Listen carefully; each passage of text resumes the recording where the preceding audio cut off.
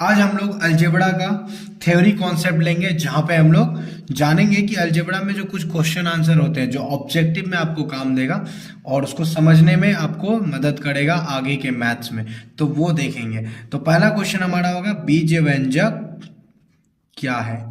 ठीक है, बीज व्यंजक क्या है, तो इसी से शुरू करते हैं। इसको हम लोग इंग्लिश में अलजेब्रिक एक्सप्रेशन बोलते हैं। अलजेब्रिक लिख देते हैं यहाँ पे एक्सप्रेशन, ताकि सीबीएसई वाले को भी समझ में आ जाए एक्सप्रेशन। ठीक है, तो ये हो गया अलजेब्रिक एक्सप्रेशन। होता क्या है वो देखते हैं। कुछ भी रटना नहीं है, बिल्कुल समझना है आसानी से। तो बीज व्यंजक क्या है, होता क्या है इसमें।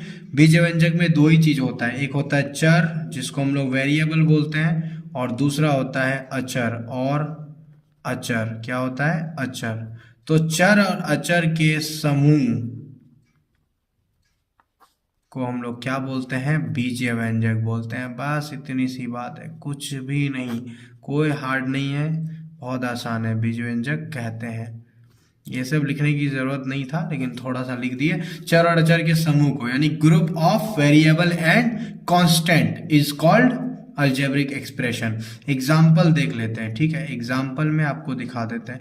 जैसे आपके सामने 5x होता है, तो यहाँ पे x जो है ना आपका क्या है, x चर है, वेरिएबल है। क्या, वेरिएबल। ठीक है, वहीं पे अगर बात करेंगे 5, तो 5 क्या है आपका, अचर है। ठीक है, अचर मतलब क्या, कांस्टेंट। कांस्टेंट, तो ये दो चीजें आपके सामने आएगा। ठीक है, एक चर और एक अचर आएगा। इन दोनों के ग्रुप को ही हम लोग बीजीय व्यंजक बोलते हैं। अब क्या है कि जो ए से जेड तक होता है उसको हम लोग चर बोलते हैं, ये चर। और अचर क्या होता है, 1 2 3 4 5 ये सब होता है। तो अब यहाँ पे बीजीय व्यंजक में ना बहुत इंपॉर्टेंट कुछ चीजें जो है उसके बारे में अभी डिस्कस करेंगे। वो क्या है वो देखो। इसमें क्या होता है, हम लोग इसमें देखते हैं जिसको हम लोग, एक होता है समान पद, जिसको हम लोग हिंदी में दूसरा नाम और होता है सजातीय टर्म, सजातीय पद। ठीक है, सजातीय पद। इंग्लिश में इसको बोलते हैं हम लोग सिमिलर, सिमिलर। ठीक है, सिमिलर क्या बोलते हैं, टर्म बोलते हैं। सिंपल सी बात है। होता क्या है वो देखो। जैसे कि आपके सामने 5x है प्लस 2y है प्लस 3x है, तो इसमें से जो है ना ये 5x और ये जो 3x है, ये दोनों जो x वाले दिख रहे हैं, ये जो सेम दिखते हैं ना, जिसमें चर सेम होता है, उसको हम लोग समान पद बोलते हैं। तो आपके सामने अगर 2x प्लस 3x हो, ये तो समान पद है। 3y प्लस 2y हो तो ये समान पद है। ठीक है, वहीं पे अगर 3x प्लस 2y हो तो यहाँ पे x वाला और y वाला ये नहीं होगा समान पद, तो ये उल्टा हो जाएगा उसका, जिसको हम लोग असमान पद बोलते हैं। क्या बोलते हैं, असमान पद, जिसका इंग्लिश और नाम क्या है, मतलब नॉन सिमिलर। ठीक है, जो सिमिलर नहीं होगा, नॉन सिमिलर। ठीक है, नॉन सिमिलर टर्म, इस तरह से। ठीक है, जो सेम होता है। ये जानना क्यों जरूरी है, जब मैथ आप बनाते हो, जैसे 2x plus 3y minus 2x plus 3y, तो इसमें क्या होता है कि जो x वाले हैं, जैसे 2x फिर माइनस 2x, तो सिमिलर पद एक साथ आ जाता है, यानी सेम जो टर्म होगा वो एक जगह आएगा। फिर प्लस 3y और ये 3y एक जगह हो जाता है। ठीक है, अब या तो प्लस माइनस कट ही गया, दोनों सेम, 3 3 6y हो जाएगा। तो ये आपस में जो सेम होगा समान पद वही जुटेगा। ठीक है, तो इसीलिए मैंने ये बताया। अब इसमें क्या होता है कि कुछ चीजें और हैं, जिसमें अगर एक टर्म होता है तो उसको हम लोग एक पद ही बोलते हैं। मतलब कहने का ये है कि जो बीजीय व्यंजक है ना, बीजीय व्यंजक, उसके कुछ टाइप्स है, तो वो देख लेते हैं हम लोग। वो क्या क्या है, जैसे एक पदी व्यंजक बोला जाता है, एक पदी व्यंजक। सिंपल सी बात है, एक पदी व्यंजक का मतलब वन टर्म, जैसे कि 2x, ये एक पदी है।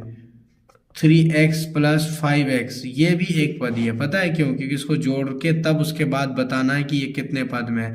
5 3 8x, तो एक पद में है। लेकिन वहीं पे अगर द्विपदी में देखेंगे, द्विपदी देखो, इसमें जो दो वाला होगा, दो पद वाला होगा, इसमें क्या होगा, जैसे आपके सामने 5x प्लस 2y, तो इसमें दो पद है क्योंकि सॉल्व नहीं हो रहा है। ठीक है ना, दो पद हो गया।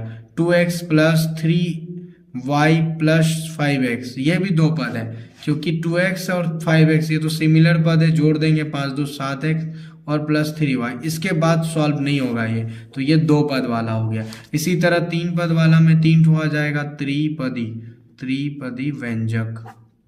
उसमें 3 पद आ जाएगा, जैसे कि x plus Y plus Z.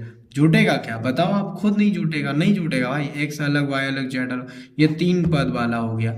ठीक है, और उसी तरह से आगे कंटिन्यू होता है। और एक एग्जांपल देख लो, 3x plus 2y plus x plus 3y minus Z. ठीक है, तो यहाँ क्या होगा, 3x x 4x हो जाएगा सेम दिखने वाला, 3 2 5 y हो जाएगा सेम दिखने वाला, z 2z। तो अब सॉल्व नहीं होगा, तो यहाँ जो रिजल्ट आता है ना, वहाँ डिसाइड होता है कि ये कितने पद वाला है। तो अब देखो 1 2 3 पद वाला है, 1 2 पद वाला है, 1 पद वाला है। तो कुछ मैथ बनाए थे, याद करो आप कि वो काम देगा। तो ऐसे ऑब्जेक्टिव में आता है कि कौन सा त्रिपद है, कौन सा द्विपद है, कौन सा एक पद है, इसीलिए मैंने ये बताया। बाकी समान पद असमान पद कॉन्सेप्ट के लिए जरूरी है, ताकि आप मैथ बनाते समय बोल पाओ कि अच्छा 2x से ही जुटेगा, 3y से ही होगा। नहीं तो बहुत लोग 2x प्लस 3y, ये मैथ है ना, इसको जोड़ देता है, 3 2 5 xy कर देता है। अरे नहीं होगा भाई, ये समान पद है ही नहीं, ये 2x अलग है 3y अलग है, तो ये जुटेगा नहीं, ये गलत हो जाएगा, ये यहीं पे रह जाएगा और ये रह जाएगा, और इसका नाम क्या हो जाएगा, द्विपदी व्यंजक हो जाएगा।